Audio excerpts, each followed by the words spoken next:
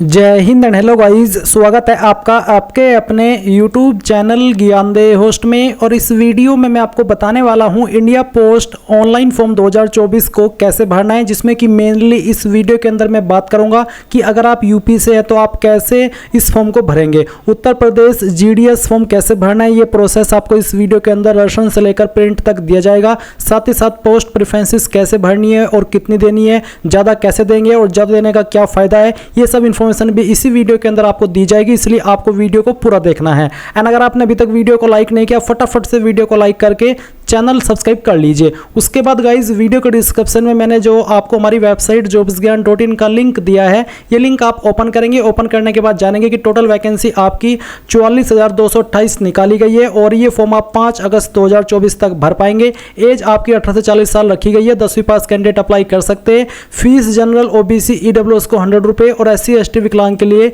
कोई फीस नहीं है। इसमें आप यहाँ पर आपकी स्टेट वाइज वैकेंसी देख सकते हैं। उत्तर प्रदेश यानी कि यूपी के लिए कितनी वैकेंसी है वो आप यहां पर देखेंगे कि 4,588 पोस्ट निकाली है। तो इन 4,588 पोस्ट पर कैसे अप्लाई करना है मेनली वो अब आप यहां पर इस वीडियो के अंदर जान लीजिए। आप यहां पर ये सभी जानकारी चेक करते हुए आएंगे और इंपॉर्टेंट लिंक के सेक्शन में आकर के अप्लाई ऑनलाइन राशन लिंक इसके ऊपर क्लिक करेंगे और आपके सामने ये वाला इंटरफेस आ जाएगा। अब आप यहां पर आपका मोबाइल नंबर डालेंगे और फिर वैलिडेट मोबाइल नंबर इसके ऊपर क्लिक करेंगे। इसके बाद क्या होगा कि आपके नंबर के ऊपर OTP जाएगा, जो कि आपको यहां पर डाल करके वेरीफाई करना है। सेम वे में आपको ईमेल आईडी डालनी है और फिर वैलिडेट ईमेल के ऊपर क्लिक करके उसका भी OTP वेरिफिकेशन कर देना है।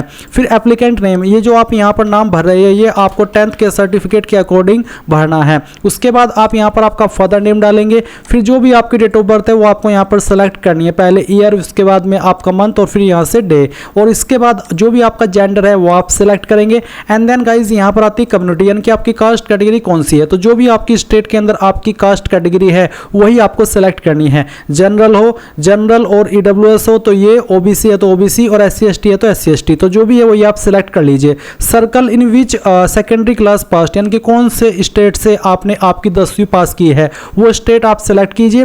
फिर आपने यहाँ पर किस ईयर के अंदर आपकी जो 10वीं है वो पास की है वो ईयर आपको सिलेक्ट करना है। ये कैप्चा कोड डालना है। सभी जानकारी चेक करते हुए सबमिट पर क्लिक करना है। तो गाइस यहाँ पर मेरा फर्स्ट स्टेज का जो राशन है वो हो चुका है और अभी इसमें बाकी की जानकारी मुझे यहाँ पर फिल करनी है। क्या क्या वो आप देख सकते हैं। 10 पॉइंट पर है आधार नंबर, तो आप यहाँ पर आपका आधार नंबर डालेंगे। फिर यहाँ पर है are you a person with disability, यानी कि क्या विकलांग है, अगर हाँ तो यस, नहीं तो आपको नो करना है। एंड देन यहाँ पर आपके सामने एक पॉइंट है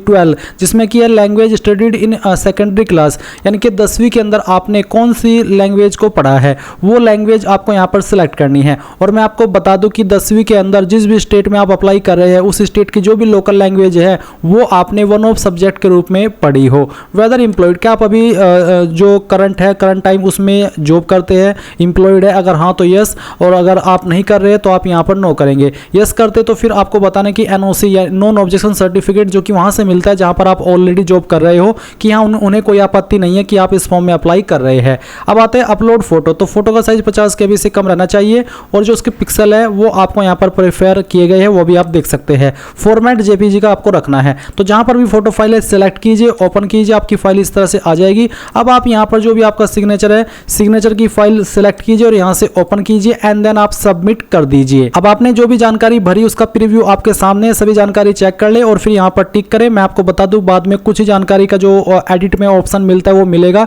इसलिए आप इन जानकारी में कोई भी मिस्टेक मत कीजिएगा। अच्छे से चेक करना, टाइम लेकर के, कोई जल्दबाजी नहीं है। जब आपको लगे कि यहाँ सभी जानकारी सही है तब आप सबमिट कीजिए। अब गाइज आप यहाँ पर देखेंगे कि आपका राशन कंप्लीट हो चुका है और राशन नंबर आपको मिल चुका है। सेम नंबर आपको ईमेल और मैसेज के माध्यम से सेंड कर दिया है। आप यहाँ पर अब कंटिन्यू टू अप्लाई इसके ऊपर क्लिक करेंगे और इसके ऊपर क्लिक करने के बाद में यहाँ पर राशन नंबर आपका आ चुका है। अब आपको सर्कल अप्लाइंग फॉर, तो किस सर्कल के लिए आप अप्लाई कर रहे हैं वो सर्कल सेलेक्ट करें और सबमिट कर दें। अब आपके नंबर पर फिर से एक OTP सेंड किया गया होगा, वो OTP डालिए, ये कैप्चा कोड फिल कीजिए और नेक्स्ट कर दीजिए। नेक्स्ट करने के बाद में यहाँ पर गाइज कुछ जानकारी आपकी भरी हुई है और कुछ जानकारी आपको भरनी है। जैसे कि अभी आप यहाँ पर आपके एड्रेस की इंफॉर्मेशन भरेंगे।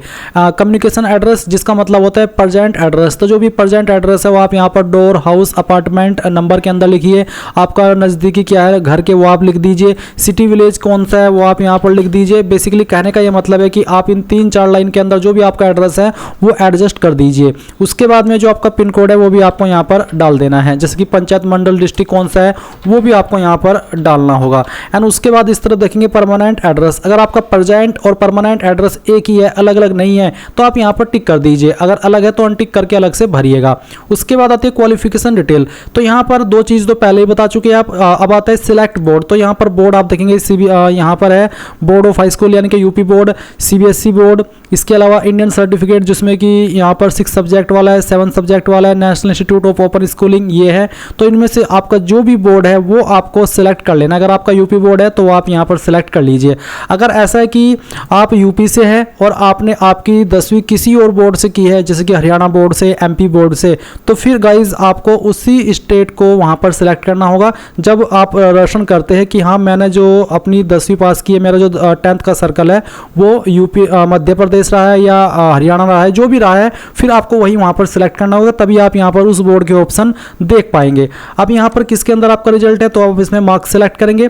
मार्क्स सेलेक्ट करने के बाद में यहाँ पर आपको एक एक करके सब्जेक्ट के डिटेल्स देनी है, जैसे कि हिंदी में आपको 100 में से कितने नंबर आए थे वो आप यहाँ पर डाल दीजिए। फिर यहाँ पर आपको इंग्लिश में कितने नंबर आए थे वो आप यहाँ पर बताएंगे। तो आप यहाँ पर सभी सब्जेक्ट के नंबर बताएंगे। तो गाइज मैंने यहाँ पर नंबर भर दिए हैं और मैंने नंबर यहाँ पर कुछ भी भरे हैं रैंडमली कम वाले, क्योंकि क्या होता है जब आपकी मेरिट लिस्ट बनती है तो वो आपकी सिस्टमेटिक बनती है, और अगर मैंने यहाँ पर हायर नंबर भर दिए, फॉर्म तो मैं डेमो के लिए भर रहा हूँ, तो वो एक सीट खत्म कर देगा। इसलिए मैं नहीं चाहता कि किसी कैंडिडेट की सीट खत्म हो, वो इसलिए यहाँ पर मैंने रैंडमली कम नंबर भरे हैं।